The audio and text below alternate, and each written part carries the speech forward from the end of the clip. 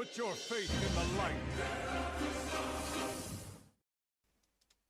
Hello guys, welcome to another one of my videos. This is Lightblade. Well guys, in this one I wanted to talk about the recent news about the expansion reveal, Dragonflight.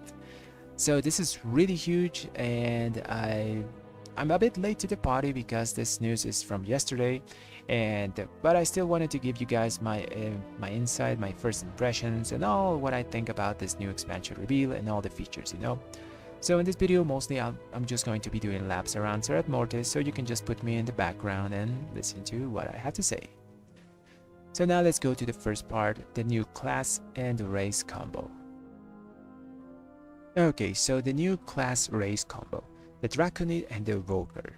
So first of all, they are the range DPS class and they can also be healers, which is really nice because we already had too many melee DPSs, you know, that place was too cluttered with us. And the fact that they can use also mail armor is really nice for hunters and shamis, because that means there's one extra class that can actually trade them gear, you know. That's good for trading scenarios. They showed us some of their abilities, well, not actually the abilities but how they look. The ranged DPS class abilities are inspired with the blue dragon and red dragon magic, so I guess they're kind of like a caster, more akin to like a mage or a shami, elemental shami, something like that. And the healer spec is mostly based on green dragon magic and bronze dragon magic, so mostly like, I guess, like a fusion between a druid and maybe a paladin, something like that.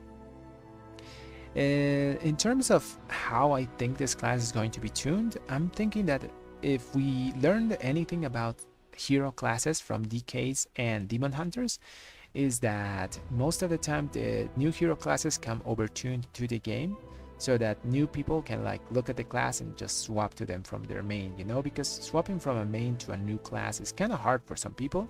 So just to make them a bit popular at the start, I'm guessing that the new Evoker class is going to be a bit overtuned on the damage and the healing side, or at least in one of those, so it's more attractive to swap, you know.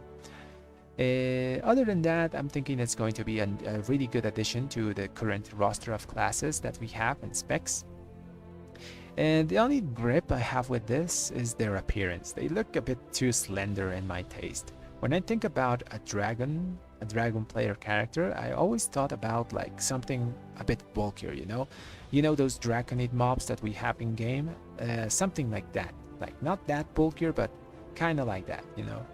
So yeah, I'm guessing they're going to be doing some changes before the launch of the expansion, since this is just the first view that we have about them and the community has had such a response to them.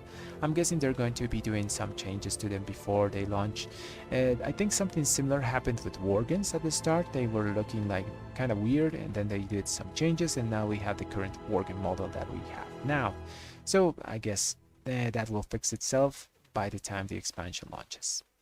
Well guys, now let's go to the next part of the expansion reveal that they talked about, the new talent trees that they're thinking about adding.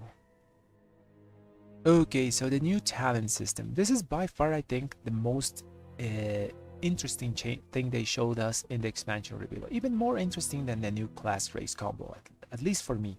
This is because the changes here are huge. The old talent system, where we pick 1 in 3 options, is basically dead next expansion.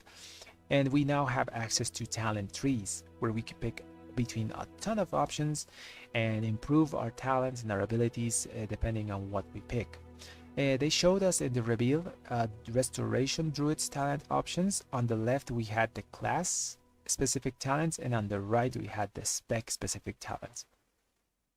They also talked about being like hybrid classes, like in the past, for example, like pre-Mist of Pandaria, where you could be like a Retribution Holy Paladin or a Retribution Protection Paladin.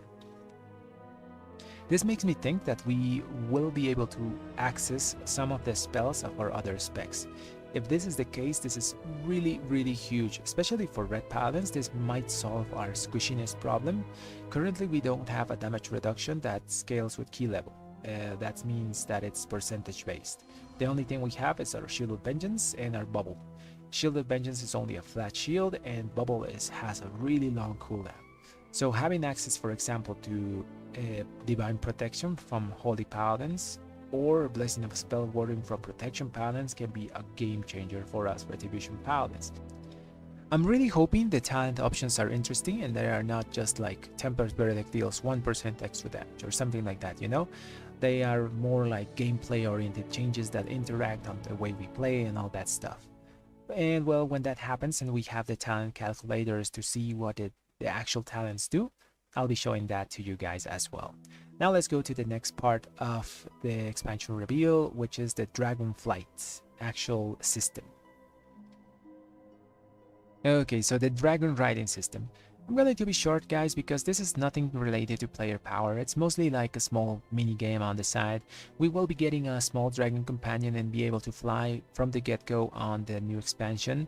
We can customize this dragon companion with different colors, different horns, tails, all that good stuff.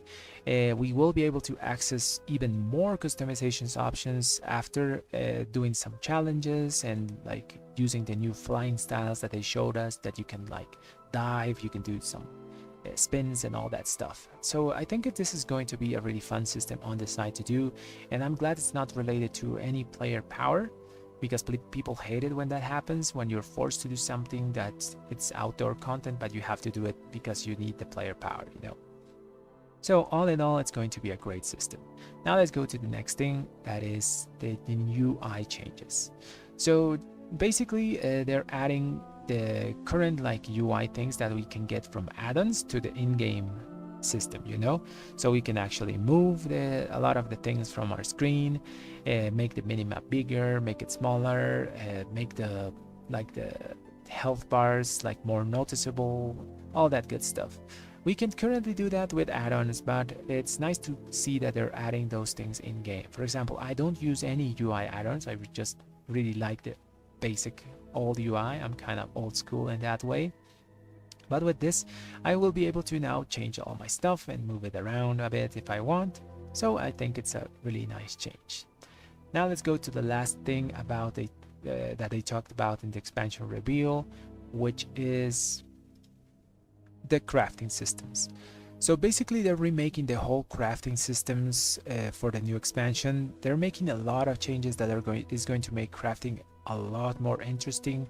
First of all, they're adding one thing called work orders, where you can put a work order in the action house, for example, of an item you want, and anyone can fill that work order and make it for you. They're also making the professions have more depth, because most of them are recovering their specializations. For example, if you're a blacksmith, you can be now an armorsmith or a weaponsmith. And for the professions, they will have a lot more depth. So for example, if you make the best swords, investing the most materials and most gold into that sword will have the highest item level that it can get, therefore the most damage, and people will notice that. That brings us to the notoriety system. So people will know that you are the guy that makes the best swords and will want you to make their gear because it has the most item level and more damage. So that's really nice because it increases community interactions and all those good things, you know. They're also making it possible that old soulbind items that currently you can't get unless you have the profession yourself and the pattern yourself can now be made by other people using that work order system that I talked before. If you want a soulbind item, you make the work order in the action house and someone will fill it out and you will get your item. So those are really, really good changes for all people that like to make gold, and also that people that like to get like new transmog that it previously couldn't.